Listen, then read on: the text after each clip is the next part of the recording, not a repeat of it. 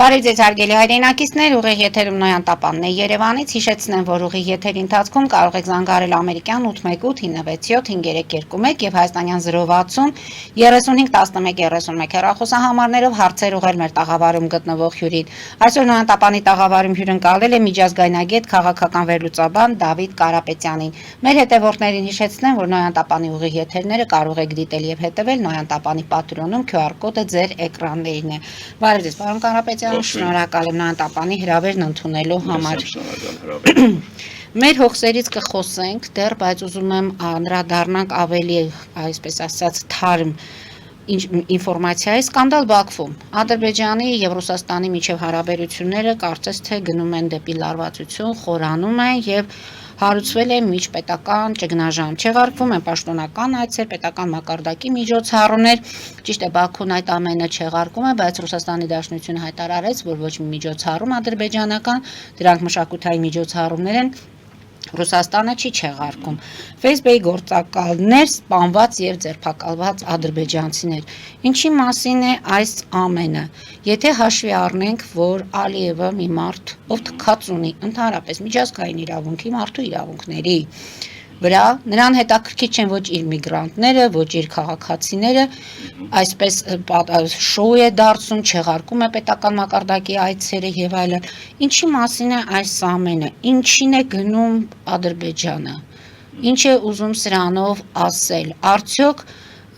սա Մոսկվային ինքն է ինչ որ պարտադրանքների առջև կանգնեցնելու թե հակառակը եւ այս խաղը ինչի մասին է։ Շնորհակալ եմ հարցադրման համար, այո, ես էլ եմ հետևում այն ինչ որ տեղի ունենում հատկապես Եկատերինբուրգում եւ եթե մենք հիմա փորձելու ենք անաչառ ու անկողմնակալ վերլուծության արդյունքում հասկանանք թե ինչ պատկեր ենք ստանում։ Ընդ որում Սաֆարով եղբայրներին որպես հերոսներ նրանք ընդունեցին։ Այո, ընդ որում այդ մարդիկ ովքեր որ երկուսը որ զոհվել են, նրանք հանցագործներ են, այսինքն նրանց հանցագործ ասոցացվում է, այո, ճիշտ եք։ Եվ ազգականներ են ասում են նույնիսկ։ Այո։ Ուրեմն տեսեք, այո, այն ինչ որ տեղի ունենում, բնականաբար ասում է «Դին без огня не бывает»։ Հիմա բնականաբար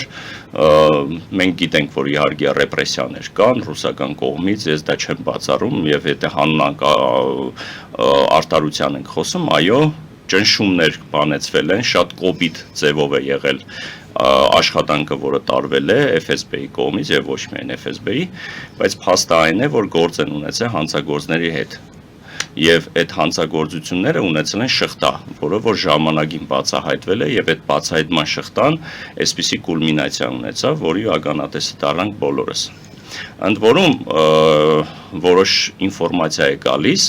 ընդ որում հավաստի ինֆորմացիա, որ այդ շրջանակները անմիջապես կապ են ունեցել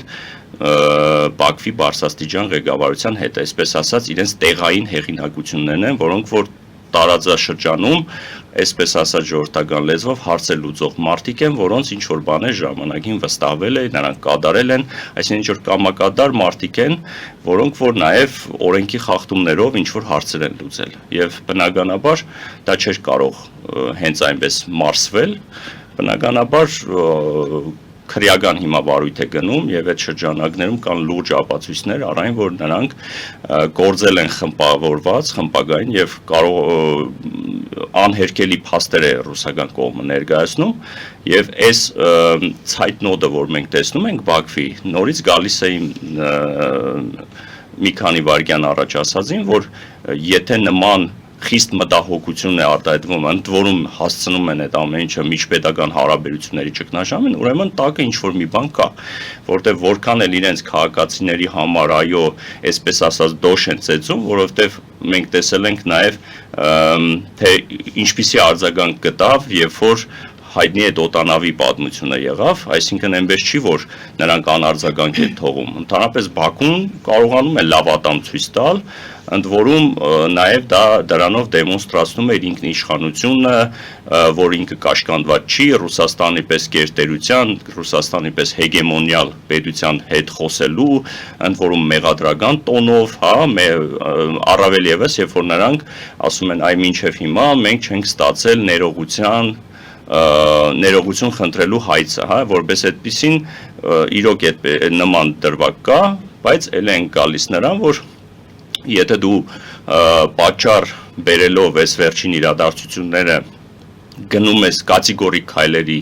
ընդ որում հասցնում ես նրան, որ հարաբերությունները միջպետական նման ճգնաժամիներ սպերում եւ ջրբաժան է ստեղծվում շատ լուրջ, ուրեմն հասկանալի է, որ ռուսական կողմը իհարկե դերևս ցույց է տալիս, որ սուր կողմերը փորձում է հարթեցնել, չսրել ավելի իրավիճակը, բայց ադրբեջանական կողմը, մանավանդ հենց նոր ես մինչև տաղավար գալը հետևում էի զարգացումներին, ամբողջ Բաքվի քարոզչամեքենան այնպիսի հագառուսական, պրոպագանդիստական եւ պետական մագարտակով, որ նմանատիպ նախադեպը չունեցողներ, ես այդպես կարող եմ քննադատական տալ, եւ այստեղ ընդ որում մի մոտ հարց էր առաջանում, թե բա ուր են հայտնի պրո-ադրբեջանական այդ հայտնի քարոզչամեքենայի ակտիվ ներկայացիչները, հա, Դուգինը, Կիսիլյովը, Սլուցկին, այն մարդիկ, որոնք որ գիտեք, հայտնի դեմքերը, որոնք որ պաշտպանում են Ադրբեջանին, ամեն դեպքում պաշտպան։ Իհարկե Դուգինի վերջի հայտնի հայտարարությունների հետքերով էլ որ գնում ես, տեսնում ես, որ նրանք ինչ որ հիասթափության ելևէջներ կար իրենց խոսքի մեջ։ Դպրոցի հետ կապված նկատում Ղարաբաղի հետ կապված, որ դուք միայնակ չեք կարող հետ բերել, դուք անշնորհակալ եք, էս եք, են եք եւ այլն, հա։ Եվ այս մասով հասկանալի է, որ իրավիճակ է փոխվելու, բնականաբար մենք գիտենք, որ քենապահության տեսանկյունից ռուսական կողմը կարող է շատ ավելի հեռուն գնալ, ուղղակի այս պահին դերևս, ինչպես ասեցի, չի դեմոնստրացնում նման վարքագիծ, զուբ-զազուբ այդ տարբերակը դերևս չի գործածում այս մասով։ Հիմա տեսնենք ամենայն դեպս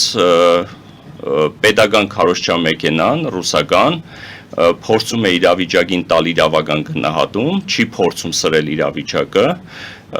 ընդ որում այդ մասով, երբ որ նման վարքագիծ է դրսևորում, ամբողջ մեղքը բարդում է ադրբեջանական կողմին, որ այս պահին դուք ավելի շատ էմոցիաներով եք առաջնորդվում եւ ընդհանրապես էմոցիոնալ սպեկուլյացիաներ եք անում,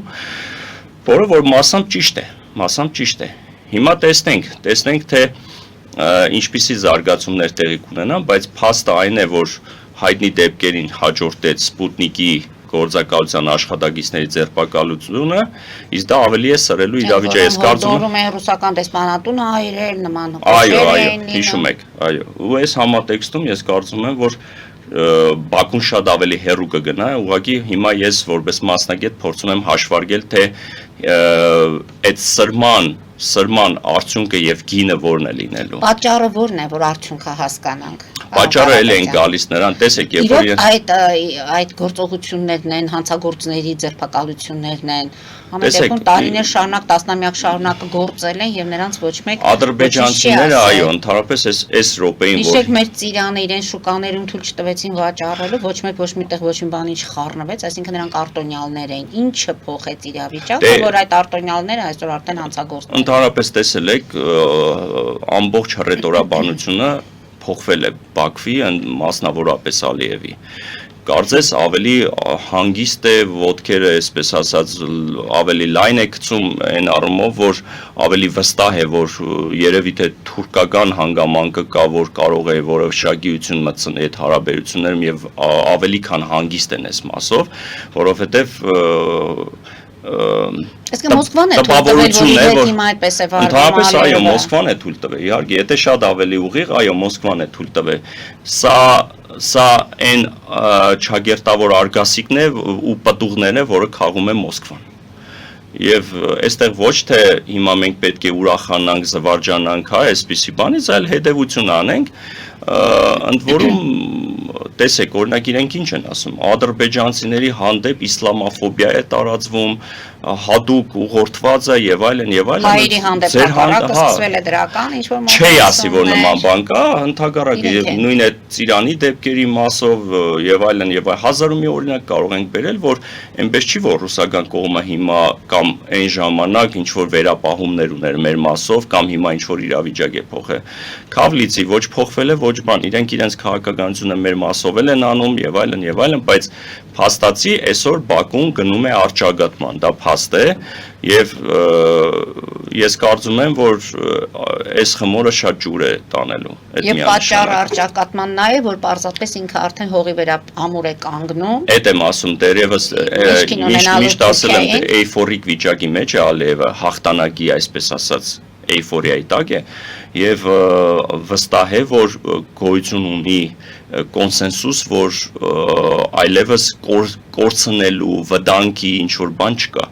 Մանավանդ իսլամական երկրները հիշում եք հայտնի Ստամբուլյան այդ հռչակագիր կոչվածից, ավելի այսպեսի ինչ որ իրավիճակ է փոխվել, ես ընդ որում այս մասը շատ հատուկ եմ շեշտադրում, ինչի, որովհետև երբ որ տեսնում ես, որ հայտարարության բովանդակությունը այնպիսին է, որ արևմտյան Ադրբեջան տերմին է արդեն իսկ օգտագործվում այսպես կոչված փախստականների վերադարձի մասին պրեամբուլայում գրվում եւ ստորագրում են մի շարք երկրներ, որոնք ընդ որում Հայաստանի Հանրապետության հետ դիվանագիտական հարաբերություններ ունեն, այս ամեն ինչը Ալիևի համար գիտեք ինչ է, որ գոյություն ունի արդեն իսկ ամուր կոնսենսուս, Ղարաբաղի հարցը իսպառ լուծված է, դա այլևս կոնֆլիկտի չի կարող վերածվել, այդ կոնֆլիկտը ռուսերեն ասած исчерпан ու այդ մասին անդրադարձող չի լինելու եւ այլն, բայց ասել ասենք, որ արդեն ռուսական կողմը սկսում է այսպես ասած նամյոկներով, սիգնալներով ասել, որ չմոռանաք, որ ընդ որում դա շատ լավ է, որ անկեղծանում են այդ մասով, ինչպես հայտնի Դուգինի հայտարարություններ, որ հենց այնպես չի ձեզ տրվել Ղարաբաղը, հենց այնպես դուք չեք կարողացել դա գրավել։ Այսինքն հասել ենք այն օրին, որ մենք կողքից ականատես ենք դառնում այս ուրեմն կոնֆլիկտային իրավիճակում անկեղծության այսպես հայտարարությունների, որը շատ լավ է թողանեն ժողովուրդը Եվ ինչին կարող է բերել այդ անկեղծությունը։ Տեսեք, մենք խոսում ենք Ադրբեջան մի պետության մասին, որին թերահավատորեն ենք այս 30 տարիների ընթացքում նայել, որին ինչ կարող են անել եւ այլն։ Նույն Ռուսաստանի Դաշնության հետ կապված հայկական էլիտայի մասին խոսք չկա, բոլորս էլ գիտենք այն հարաբերությունները եւ կապերը ինչպիսին են եղել։ Եվ պետք է մենք էլ այսօր անկեղծանանք այս վերջի իրադարձությունները ցույց տվեցին, որ ադրբեջանական էլիտան էլ ունի իր կապերը, իր ազդեցությունը, այնպես որ կարող ենք ասել մեր թուլացման շնորհիվ իրենք այդ դատակ տարածությունները լցրեցին իրենցով։ Ավելին ասեմ, ձեր թույլտվությամբ։ Միշտ ասել եմ, հիմա էլ չեմ վարանի ասել։ Ընդհանրապես Արցախը խաղասեղանին միշտ դրվելու է։ Միշտ օգտագործվելու է, չի բացառվում, կարծեմ ձեր տաղավարում առիթ ունեցել եմ ասեմ, չի բացառվում, որ գա այն օրը, որ ներքին հետ կուլիսային իհարկե ոչ այսպես բացեի բացա, որ ասեմ, որ давайте, ребята, հիմա ձեզ ենք զինում, ձեզ ենք օժանդակում, որովհետև մենակ այն հանգամանքը, որ Ռուսաստանը, ես ձեզ վստահեցնում եմ, հարավային Կովկասից գնացողը չի, դա փաստ է։ Դուք լավ գիտեք ինքը ոնց է վերաբերվում ընդհանրապես Հայաստանին, Արցախի մասով։ Պուտինն էր չէ ասում, ընդհանրապես իհարկե մի քիչ համեմատելի չի, բայց հայտարարություններ ասում են ռուսի սապոկը զինվորիսը որտեղ տանը, դա մերն է։ Հիմա դա մի քիչ ռետորական կարող է հնչել, դա Ուկրաինայի մասով էր ասում։ Բայց հասկանալի է, չէ, որ երկրի լիդերը երբ որ նման բան ասում, հենց այնպես չի ասում։ Եվ իրենց մոտ մենք գիտենք նաև վերաբերմունքը, հա, կուդա անի ձենուցը այդ տարբերակով։ Նրանք ամբողջ իրենց pedagogan քարոզչությունը հենց այդ տրամաբանության մեջ է Հայաստանի մասով։ Մեկը կարող է ասի Հայաստանը պլազդարմ է, ֆորպոստ է, պոլիգոն է, ամեն ինչը իրենց գնահատմամբ ընդ որում ասեմ հենց այդպես էլ կա, իհարկե նման կերպ չեն արտահայտվում, բայց եւ էլ եմ ասում, որ միշտ Ղարաբաղը լինելու է վիճարկման առարկա եւ միշտ լինելու է կռվախնձոր եւ երբ պետք է օգտագործեն իրենք իշամես կամ իրենց կօգտագործեն։ Զենքեր պետք է ժամանակ պետք է վաճառեն Ադրբեջանին, զինեն Ադրբեջանին, ռազմաստրատեգիական համագործակցության ընդ որում հասցնեն մինչև դաշնակցային հարաբերությունների Հիմա չի բացառվում, որ կա օր, որ ասեն ոնց մենք 97-98 թվականից է Հայաստանի հետ ռազմավարական դաշնակցային եղբայրական հարաբերություններ ունենք, ոնց մենք էլ չենք հանդուրժում այսպիսի բան։ Դրա համար ենք ասում քաղաքականության մեջ ոչինչ չի բացառվում, հիմա որովհետեւ մենք կոնսպիրոլոգիական հաշվարկներով չառաջնորդվենք, ուղղակի կարելի է առողջ դատողությամբ գնահատական տալ, որ չի բացառվում ու այդտեղ պետք է հիմա մենք այնքան խոհեմ գտնվենք, որ ոչ թե էմոցիաներով շարժվենք, վայ այ հիմա Ռուսաստանը արդեն, որտեղ մարդիկ մեղադրելի էլ չի, հիմա ասում են, վայ ինչ լավ, այ հիմա Ռուսաստանը կհասկանա ով էր Ադրբեջանը, կհասկանար, որ մենք եղբայրական երկրներ ենք, որ մեր հանդեպ չպետք է այդպես վարվեն եւ այլն, կընդունեն իրենց թերացումները, պետք է կնքեն, մի բան, որ Ռուսաստանի ձեռնտու չէ։ Այո, եւ այլն եւ այլն։ Բայց ամեն դեպքում ինչի սпасել։ Հնարավոր է սա ինչ որ երկկողմանի կազմակերպված շոու լինի, ավելի խորքային։ Չի բացառվում, ոչինչ չի բացառվում, այդ տարբերակը կա։ Չէ, ես հանրության հարցն եմ հնչեցնում։ Մարդիկ արդեն թերահավատ են ամեն տիպի գործողությունների, դեպքերի, առիթների, միշտ մտածում են, որ կասկածելի ինչ որ մի բան կա, մութ բան կա։ Ձեր ասած տարբերակը իրավունք ունի գոյություն ունենալ։ Այդ տարբերակն էլ կա, որ այս ամեն ինչը գեղեցիկ փաթեթավորված, այսպես ներկայացվում է, որ ճգնաժամ է, դեմոնստրացվում է սուր իրավիճակ, որպեսզի հասկանան ով իրենց ինչպես կդրսևորի։ Իրանի հետ կարող է սա կապ ունենալ։ Անմիջապես Իրանի մասով էլ կարող է կապ ունենալ, բայց արդեն այդ ձեր ասած Ստամբուլյան հռչակագրի հետ կապված Իրանն էլ իր։ Դե Իրանը իր մտահոգություններն ունի, բայց այստեղ ես մի բան գիտեմ, որ ռուս-իրանական հարաբերությունները այսօր այն մակարդակի վրա են, ընդ որում փոխշահավետ եւ փոխօգնության տրամաբանության շրջանակներում, որ ես չեմ կարծում, որ իրանց մոտ չկա այնպիսի կոնսենսուս, որի արդյունքում հանգարց Հայաստանը վտանգվի այն մասով, որով որ մենք գիտակցում ենք, հա, հասկանում եք ուր եմ տանում խոսակցությունը։ Ես կարծում եմ, որ որոշակիություն կա այդ մասով, որտեղ իրանական կողմը իր կարմիր գծերը ասել է, ռուսական կողմը որոշակի ինֆորմացիայի տիրապետելով եմ ասում։ Ռուսական կողմը տեղի չի տվել ու որ ինչ որ հագաիրավիճակներ չի ստեղծել, ես կարծում եմ, որ այս մասով կա կոնսենսուս։ Այստեղ նաև պետք է հասկանանք, թե հայկական կողմը ինչպես իրեն կդրսևորի այս իրավիճակում։ Ես միշտ, որպես նաև դիվանագետ, միջազգայնագետ, ասել եմ, ցանկացած նման իրավիճակում հայկական կողմը պետք է սթափ եւ խոհեմ պահի իրեն։ Եվ հիմա որբիսի իհարկե մարդիկ կան, որ կշահարկեն հիմա իմ ասածը, որովհետև բարի իմաստը, բովանդակությունը կարող եւ չընկալեն, բայց ես միշտ ասել եմ, որ ցանկացած իրավիճակում կապ չունի, թե նրանք իրար մեջ ինչպիսի հարաբերություններ ունեն, այսօր լավ են, վաղը լավ կլինեն կամ հակառակը։ Ես մի բան գիտեմ, որքան էլ որ հակառուսական տրամադրություններ կան, որոնք մասամբ տեղին են, մասամբ ոչ, ովքեր գեներացնում են նման հակառուսականություն եւ այլն։ Փաստը այն է, որ գործող իշխանությունները պետք է այնքան ստապ գտնվեն, որ հասկանան, եթե վերբեռնում են այդ հարաբերությունները, ինչ չափով են վերբեռնում, որպեսզի ռիսկերը նվազեցնեն, մարտահրավերները մինիմալիզացնեն։ Այսինքն պետք է հասկանանք, չէ, որ իրավիճակ է փոխվում։ 2-3 ամիս առաջ նրանց մոտ լրիվ այլ հարաբերություններ էր։ Պուտինը գնում էր Ալիև հոր գերեզմանին գլուխ էր խոնարհում։ Ալիև հոր արձանը բացեցին Մոսկվայում եւ Բա տեսնում եք, հիմա դրա համար եմ ասում, վերջին մենք միասին քննարկել ենք Լավրովի այցը եւ նպատակները եւ հնարավոր ինչի համար էր այդ այցը, ինչ բովանդակություն։ Հետևաբար գալիս ենք նրան, որ ամեն դեպքում նման վայրի վերումների ժամանակ գեոքաղաքական իրավիճակում, որը որ մեր տարածաշրջանում է տիրում, պետք է շատ սթափ գործել։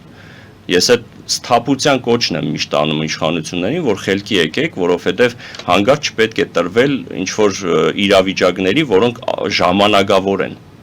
Ես կարծում եմ, որ այս իրավիճակն էլ է հաղթահարվելու իրենց մոտ, իրենք կգտնեն ընդհանուր լեզու, միշտ ցույց է տվել փորձը, որ վերջում հայտարարի եկել են։ Եվ ով է զիջելու ռուսական կողմը, այստեղ զիջելու հանգամանք չկա, գիտեք,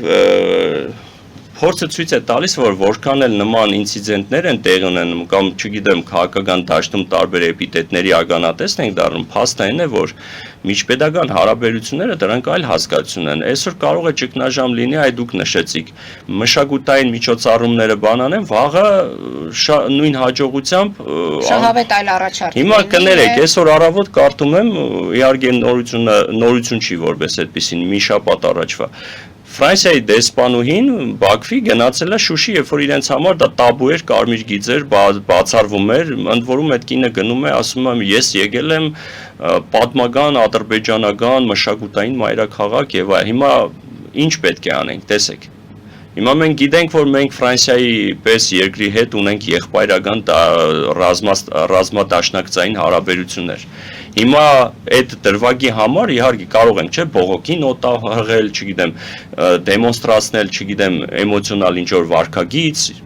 բայց հարցի լուծում չի լինի։ Հասկանում ենք, չէ, որ միջպետական հարաբերություններում դրանք քաղաքական կատեգորիաներ չեն, դրանցով հարցեր չի լուծվում։ Իմանանք հարցեր կլուծվի, այնքան էմոցիոնալ հայտարարություն կանենք, այնքան ամոթանք կտանք օրինակ այդ տիկնոջը ու ընդհանրապես Ֆրանսիային։ Նույն հաջողությամբ, տեսեք, հիմա հանուն արտարության ենք խոսում։ Եթե անկեղծ, ապա անկեղծ։ Գիտեք իմ անաչառությունը։ Հիմա Մակրոնի հայտնի հայտարարությունը գիտենք երեկվա, որ խիստ աջակցություն էր հայտնում այն էլ ինչ ֆոնին, եկեղեցու հետ պայքարի է համատեքստում, եւ լսում եմ Լավրովի պատասխանը, ընդ որում կոնկրետ ուղիղ հարց տալիս եկեղեցու հետ արճակատում, ասում է ես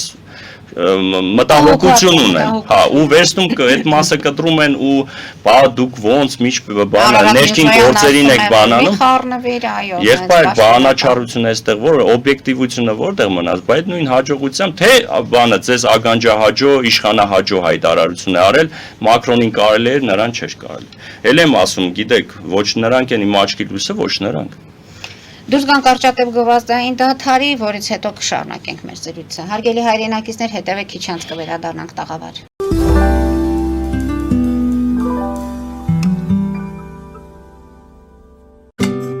Ինչ է պետք տունը, առանձնատունը կամ ամառանոցը հաճելի, հարմարավետ դարձնելու համար։ Ճիշտ ընտրած կահույք, օրիգինալ դեկորներ, հյուրերին ընդունելուց գեղեցիկ սպասք, գուցե նոր սփռոց։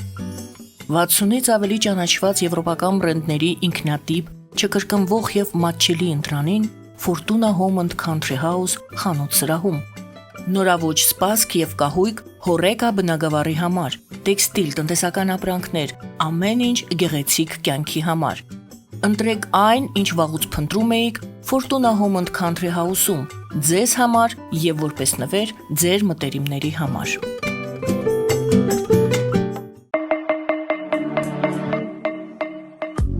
Յուրաքանչյուր զարդ գլուխ գործոց է, պատրաստված ամենայն ճշգրտությամբ եւ կրքով, որոնք կընդգծեն ձեր անհատականությունն ու գեղեցկությունը։ Մեր զարդերը պարզապես աքսեսուարներ չեն, այլ սիրո խոստովանություններ, որոնք կդառնան ձեր հիշողությունների խորհրդանիշը։ Դրանք ձեզ կդարձնեն ոճային եւ գրավիչ։ Ձեր պատմությունը սպասում է։ Ֆելիչե ժամանակակից ատամնաբուժական կլինիկա։ Այստեղ հարմարավետությունն ու խնամքն առաջնային են։ Այստեղ կիրառվում են ատամնաբուժական ամենաժամանակակից տեխնոլոգիաներ, ճշգրիտ ախտորոշում, արդյունավետ բուժում, նուրբ փորձառություն եւ անհատական մոտեցում։ Սկսած սովորական մանրուքներից մինչև առաջադեմ ընթացակարգեր, այստեղ դուք գտնվում եք բարձր որակավորում ունեցող եւ փորձառու ատամնաբուժական մասնագետների ձեռքերում։ Մեր բարեկամական եւ հյուրընկալ անձնակազմն այստեղ է յուրաքանչյուր այցը հաճելի դարձնելու համար։ Ֆելիչե, ձեր առողջ եւ ամենաերջանիկ շպիտը սկսվում է այստեղից։ Եկեք եւ բացահայտեք նորարարության փորձագիտության եւ կարեկցանքի կատարյալ համադրությունը։ Երևան շիփինգ, սենսացիա ստեղ, հա։ Այո, ճիշտ եք եկել։ Սանդրոցներ Երևան ուղարկելը $2.99 օթանավով։ Այո, Իսկ եթե դոլար ուղարկես, դոլար ստանան։ 1%, հա։ այո, Իսկ որ տանեն տուն հասցնեն, էլի 1%, հա։ 2%։ Երասը ծրի է, էլի։ Ժողովուրդ սենսացիա, ծրի է։ Նորդ Հոլիվուդ Գլենդել։ Jackpot հագուստի վաճառակենտրոնը վերաբացվել է Թահանգա քաղաքում։ Նոր տեսականի, նոր արժեքներով ու նոր զեղչերով։ Եվրոպական հագուստ եւ կոշկեղեն կանանց, տղամարդկանց եւ երեխաների համար։ Օծաներիք, ճամպրուկներ, պայուսակներ, գիշերանոցներ, գոտիներ եւ դրամապանակներ։ Մեծ ապրանքատեսականի, մեծ զեղչերով։ Համեցեք Jackpot Թահանգայում։ Հասցեն 7057 Foothill Boulevard։ Հեռախոս 818 813 2252։ Jackpot։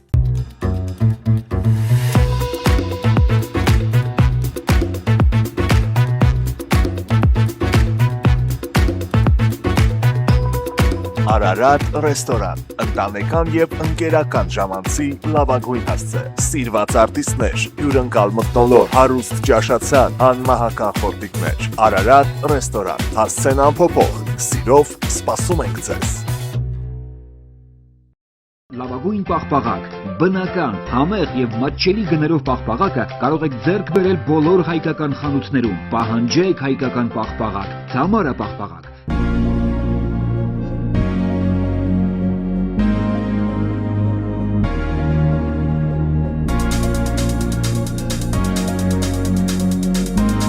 Տպագրեք ձեր գիրքը Նոյան տապան տպագրատանը, ինչպես նաև թերթեր, ամսագրեր, բուկլետներ եւ այլն։ Հասցեն քաղաք Երևան, Իսահակյան 28 առաջին հարկ։ Հեռախոս Հայաստանից +374 55 50 90 52, ԱՄՆ-ից 818 967 567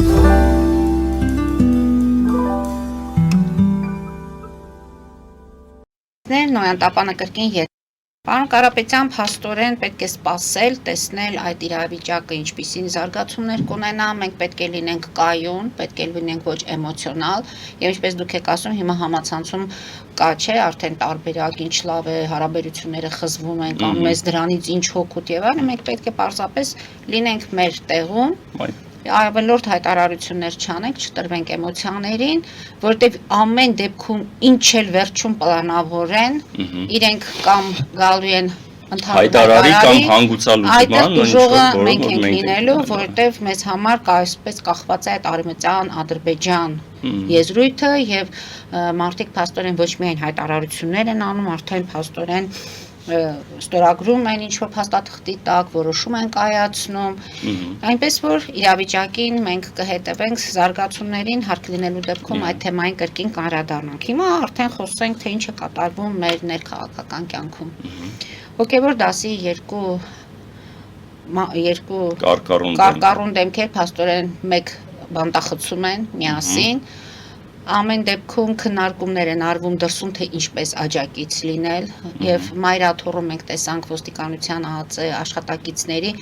թեև պետք է լինենք նաեւ անաչառ եւ ասենք, որ բարեբախտաբար այդ օրը բախումներ չեղան, ոչ մի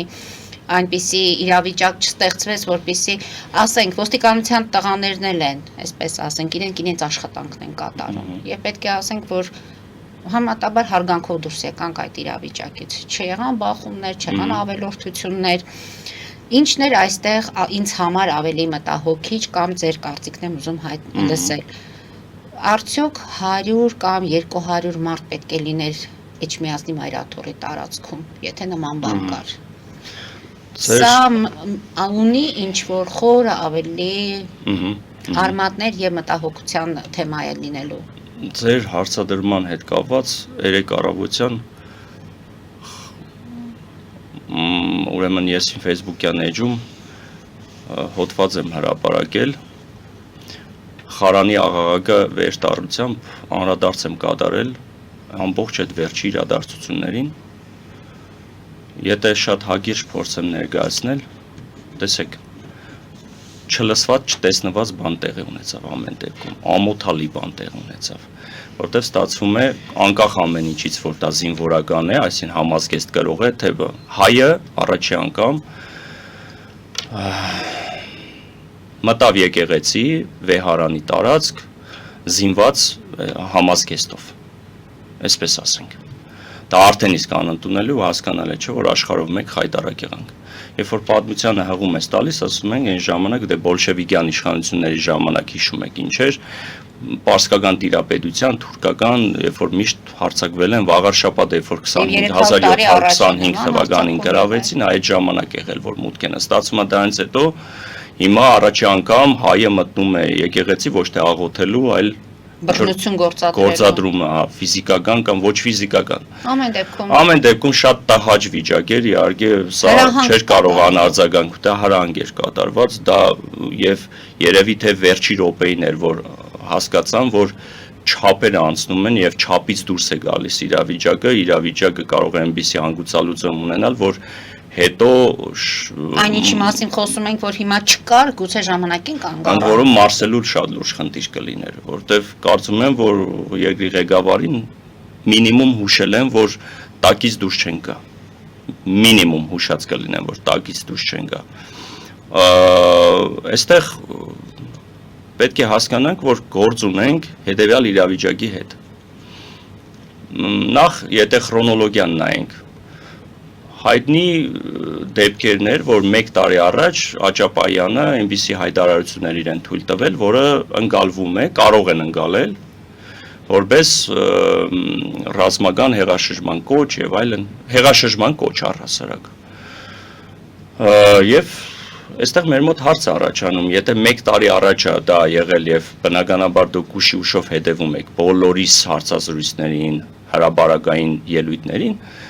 Այդ ոնց եղավ, որ հենց հիմա որոշեցիք դա կիրառել, այսինքն ստացվում է, որ դուք հավարակում եք, այսպես ասած, կոմպրոմատներ, որոնք որ հարմար պահին օգտագործում եք։ Ընդ որում հիշում եք հայտնի հայտարարությունը, երբ որ ինքնախոստովանության տեսքով վարչապետը ասում է, որ ԱԱՑ-ն ինձ զեցկուցում է բոլորի անձնական կյանքից, նայեք ինչ ասում։ Հետևաբար, եթե այս համատեքստում, այսինքն հասկանում ենք, որ այն մարդիկ, որոնց իրանց համար հաջող չեն, մարդիկ, որոնք խոսում են իշխանությունների դեմ, լինի դա արտար բողոք, լինի էմոցիոնալ բողոք, չգիտեմ, այդ մարդիկ իրենց մոտ այսպես ցուցակագրված են, որոնց որ կերպ ինչպես կարելի է չեզոքացնել, իզոլացնել անում են։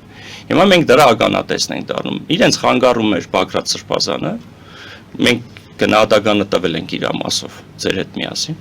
եւ Աճապայանը, Շիրակի թեմի առաջնորդը։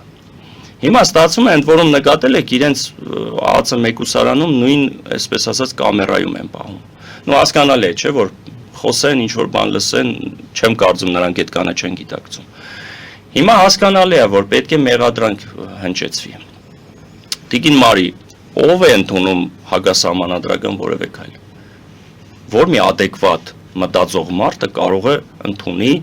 որ իշխանափոխությունը կարելի է անել ռազմական հեղաշրջման, այսինքն օրենքի խախտման։ Հատկապես այն պլանը ինչի մասին, որ բոլորեն ասվեց երբեք դա որևիցե կերպ չի անընդունել է, բայց այստեղ ես որ ընդհանրապես իրավաբաններն են ասում, չէ, անմեղության կանխավարկած գոյություն ունի, հետաքննություն գոյություն ունի։ Թղթեր կան, որոնք որ պետք է իր արժանահավատությունը եւ ընդհանրապես դրա օրինականությունը լինի։ Մանավանդ այդ ձայնագրությունները ինչ մեթոդով են ստացել, ինչ մեթոդով են կիրառելու հիմա։ Այս ամեն ինչը հետաքննության արդյունքում པարզ կլինի։ Բայց ես չեմ կարծում, որ ռազմական, անգամ եթե այդ մարդիկ ասում են ռազմական հեղաշրջում, ընդ որում ճագերտը բացում են ինչի նկատի ունեն, երևակայեք այս պահին իրենք կարող է ինչ որ էմոցիոնալ հայտարարության կոնտեքստում այդ ասած լինեն։ Բայց այն որ փաստը ցույց է տալիս, որ անմիջապես այդ երկու մարդկանց ձերբակալումից հետո նա թոթափվեց, խաղաղվեց եւ հայտնի ստատուսը, այո, հայտնի ստատուսը, տեսեք, այդ հայտարարը երբ տեղի ունեցավ, երբ ձերբակալեց, այսինքն քաղաքական դաշտը, ընդդիմադիր դաշտը, որտեղ ընդդիմությունը պաշտոնական եկեք ընդունենք, որ այդքան բան չէին կարող անել, որքան այդ երկու հոգեվորականները իրար հետ միասին։ Ու փաստորեն ինչ տեղ ունեցավ։ Հենց իրենց իզոլացրեցին, հայտնի է ստատուսյան հայտարարությամբ, ասում է Ժորժ ջան, եկեք պայմանավորվենք, որ իրար չենք հայոյի, մեկ-մեկու արժանապատվությունը չենք վիրավորի եւ այլն եւ այլն։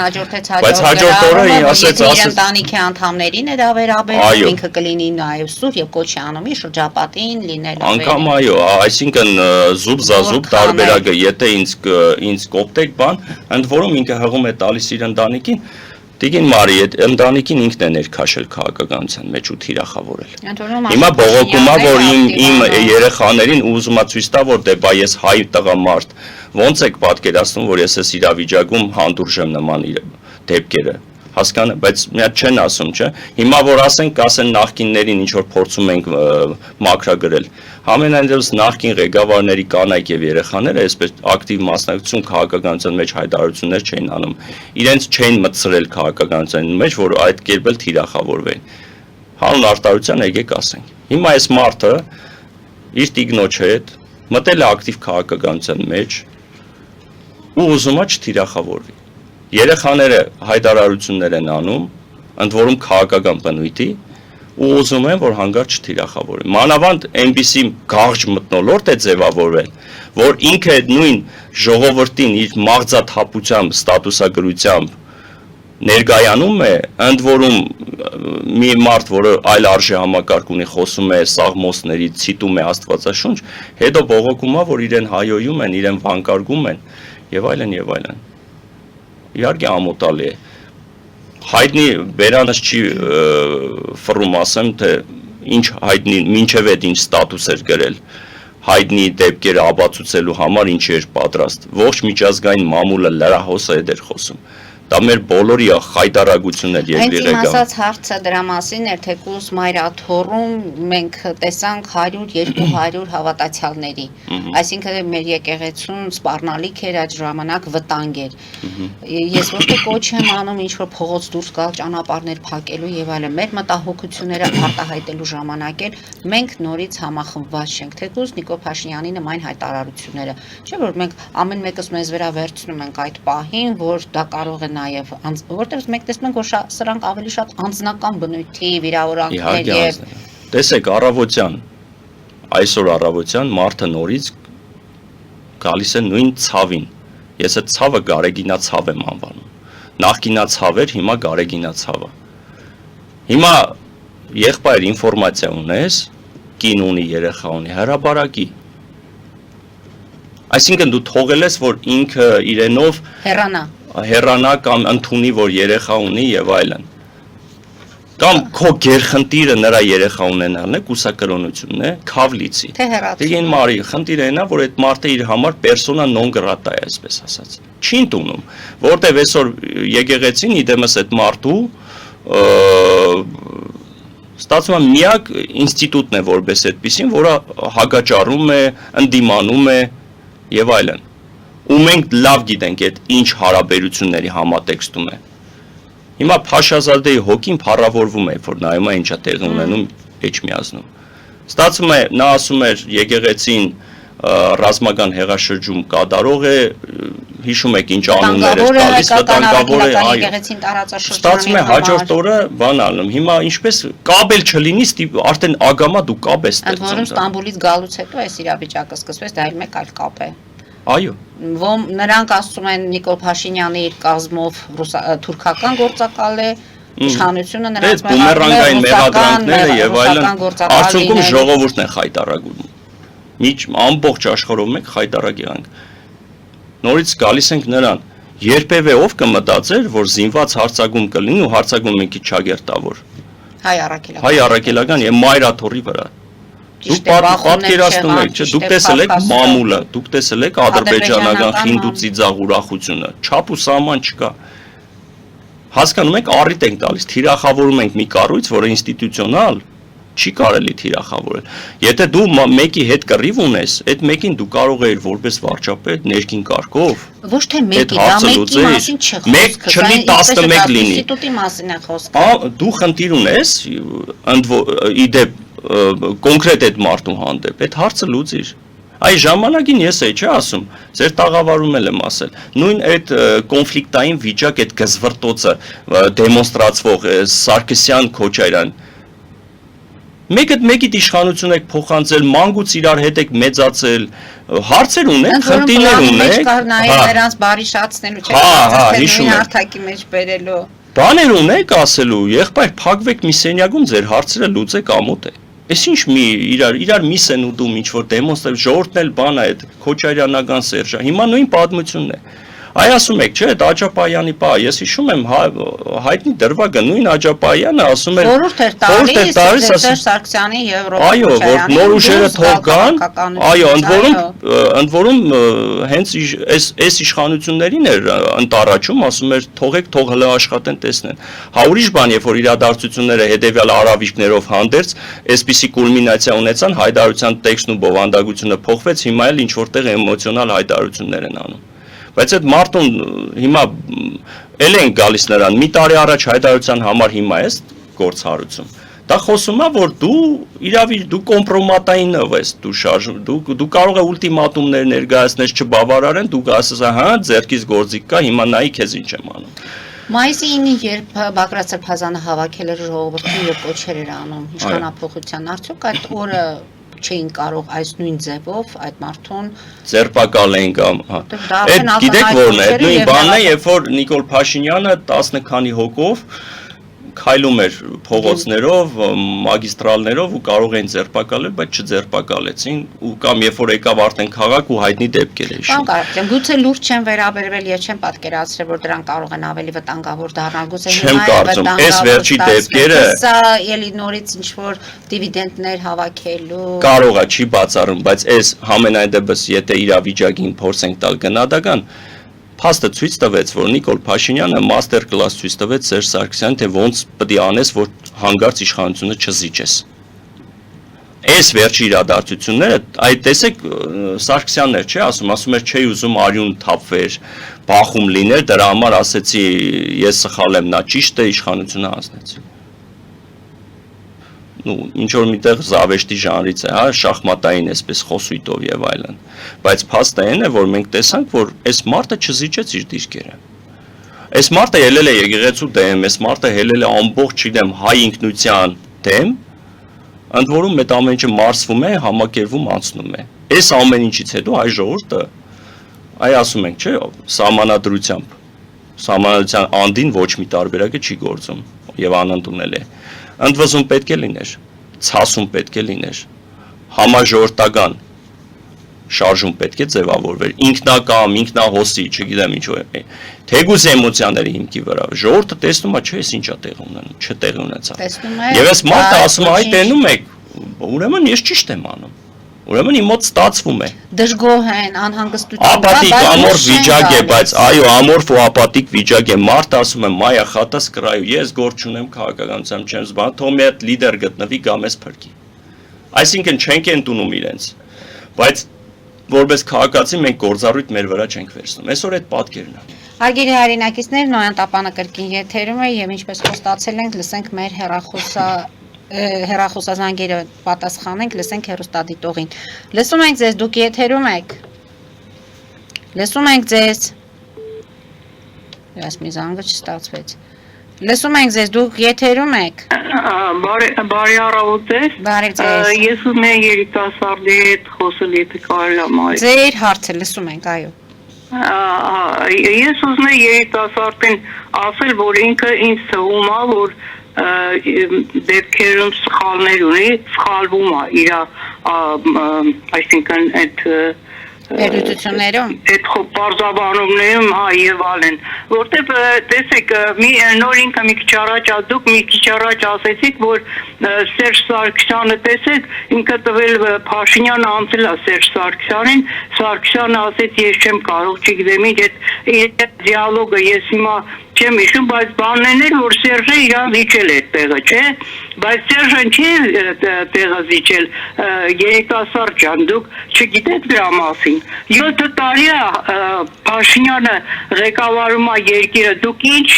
բերեցին իրանք այդ մարդու գլխին։ Այս 7 տարվա մեջ այդ մարդը սպիտակեց, էլ ամեն ինչ եղավ իր հետ, մենակ իր հետ չէ, այդ պարլամենտի հետ։ Լավ, հասկանալի է։ Պետք չէ, այսինքն համեմատությունները նույնը Համենայն դեպս փոքրիկ անդրադարձ էլի։ Երբ որ Տիգինը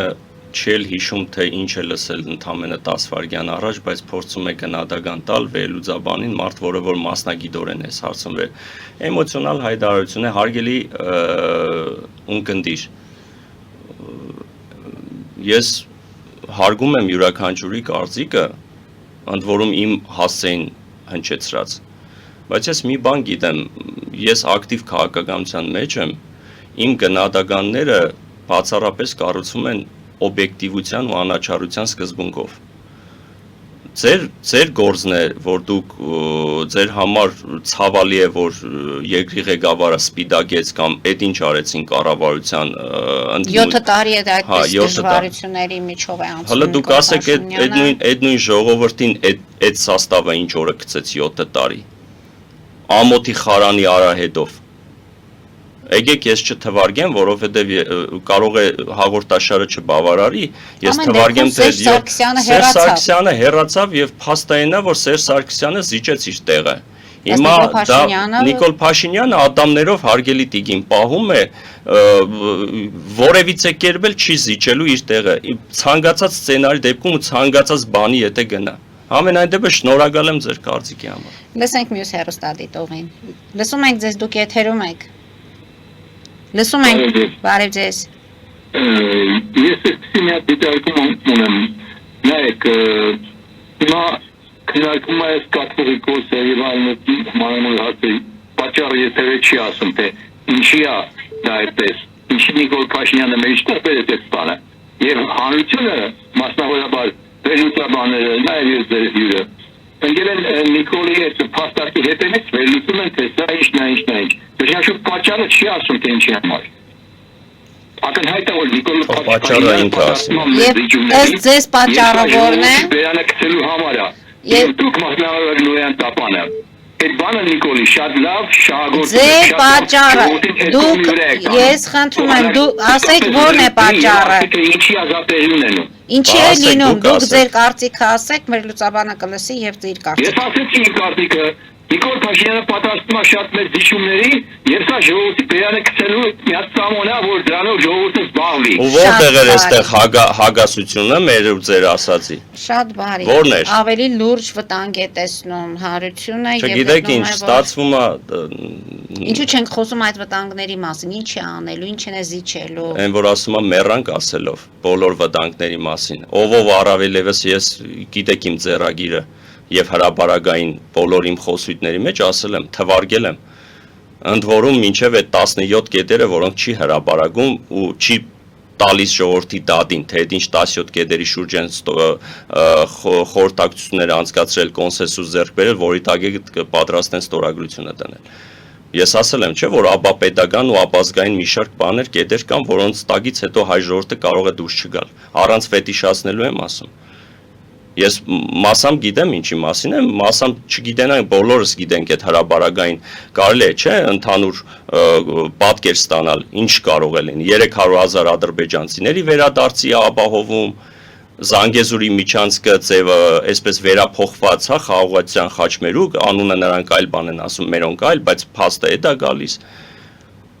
Ջրային ռեսուրսների համատեղ օգտագործում, սահմանների հետ կապված, այսինքն այն ամեն ինչը սահմանադրության փոփոխություն հռչակագրից հրաժարվում, որը թվարկենք, որն ասենք։ Միշտ խոսել։ Անկեղծ ասած չհասկացա իմաստը որն է բողոքի։ Խոսում բուն պատճառի մասին չենք խոսում, ինչու է առաջացել իշխանություն եւ եկեղեցի այս հակադրությունը։ Ասացինք, բա այդքան ասենք։ Լսենք մեր հեռուստադիտողին, սա մեր վերջին արդեն զանգնել։ Լսում ենք ձեզ, դուք եթերում եք։ Լսում ենք ձեզ։ Այս զանգը ես չեմ կարողանում լսել եւ պատրաստ։ Ամեն դեպքում եկեղեցի իշխանություն այս թնջուկն էլ պետք է ինչ-որ ձև լուծում ունենա, առաջարկվում է երկխոսություն, առաջարկում են հանրությունն է դա առաջարկում, ոմանք գտնում են, որ երկու կողմերն էլ արդեն հոգնեցրել են, թե իշխանավորները եւ թե եկեղեցական այս վերնախավը, երկուսն էլ պետք է հեռանան, ամեն դեպքում որտեղ է ձևով է լինելու հանրություն։ Թույլ տվեք հետեւյալն ասեմ, փորձենք այս մասով եզրափակենք, հա, որտեղ շահարկվում է այս թեման։ Ու ընդհանրապես մի թեմաները, որոնք էմոցիոնալ հիմքեր ունեն, դրանք միշտ այսպիսի արձագանքներ են ստանում։ Ես ինքս գտնում եմ, որ եկեղեցին, իդեմս այդ մարդկանցով, անթերի չի, այնտեղ շատ մարդիկ սրբեր չեն։ Ես շատ ավելի կոշտ գնահատականներ կարող եմ տալ։ Ես էլ եմ, չէ, տիրապետում, ով ինչ անում, ով ինչ ունի, ով ինչ չի արել, ով բիզնես է անում, մոմ եւ այլն։ Ընդ որում արդեն սկսել են ունեցվածքները այդ մարդկանց մոտ գտնողների ունեցվածքները։ Ես ուրիշ բան եմ ասում։ Ինչու հիմա բա։ Ինչու հիմա։ Եվ երկրորդը եկեղեցին նման կերպ թիրախավորել չի կարելի, խոսքը դա, վсё, ամփոփվում է։ Խնդիր ունես, պրոբլեմ ունես, գոյություն ունի ներքին տարբերակով հարցերը լուծելու շատ ճիշտ ու մշակված տարբերակը։ Հարցերը լուծում ես իրենց հետ ներքին կարգով։ Ոչ թե հանրայնացնում ես ու այս ձևով ես հանրայնացնում, հա։ Այսինքն ամեն անգամ 10 րոպեն մեկ գրել, որ դե ասա կուսակրոն ես թե չէ, զավակ ունես թե չէ։ Ինքն էլ պետք է ասի, հա, ես մոմ վառելու համար գումար աշխատում ես թե չէ, բիզնես մտնում եք թե չէ։ Ինքն է պետք է ասի, հոգևորականն է պետք է գրի կամ հելնի հրապարակի ասի այո կամ ոչ։ Ասենք բան ունես ասելու, ասա։ Բայց եթե դու կոնֆրոնտացիա ես ստեղծում միակողմանի ու դու ներքաշում ես եկեղեցուն տխմար դիսկուրսի մեջ, դա իմ գնահատականը որ դա տխմար դիսկուրս է։ Դա ոչինչ չտվող դիսկուրս է, ընդհակառակը այս պարագայում ով որ եկեղեցու թերություններն էլ գիտի, միևնույն է եկեղեցու կողքն է կանգնում ստիվ, որովհետև հասկանում է ուրա տանում ես մարդը։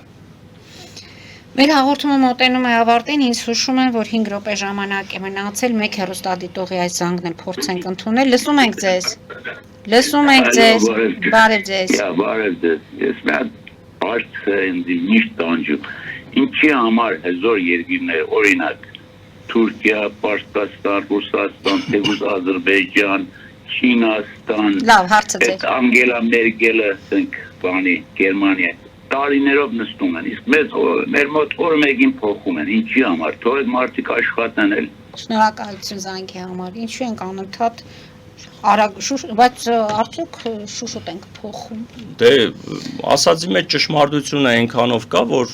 ԱԱՑ-ի ղեկավար քանի հոգի փոխեցին մինչև այսօր։ Դե ընդ որում մենք հասկացանք կարծես թե հարություն ոստիկանապետ, ԱԱՑ-ի պետ, ուժային կառույցների ղեկավարներ, որովհետև անկայուն երկիր ենք մենք այս մասով։ Այս մասով հասկանում ենք, չէ, որ քմահաճույքների կամ ընդհանրապես պահանջներ բավարարելու պահ կա, գրբանային արտարադատություն ենք տեսնում եւ այլն, հա, ռեպրեսիաներ ենք տեսնում, մեկը իրեն չի արտարացնում, այս պահանջը չի անում, այն պահանջը անում է, իրենց համար հաջո է, այն մարդը հաջո չի եւ այլն, այնքա։ Այսինքն որ երկրները, որոնք որ նման կոնֆլիկտային վիճակներ չունեն հարևանների հետ,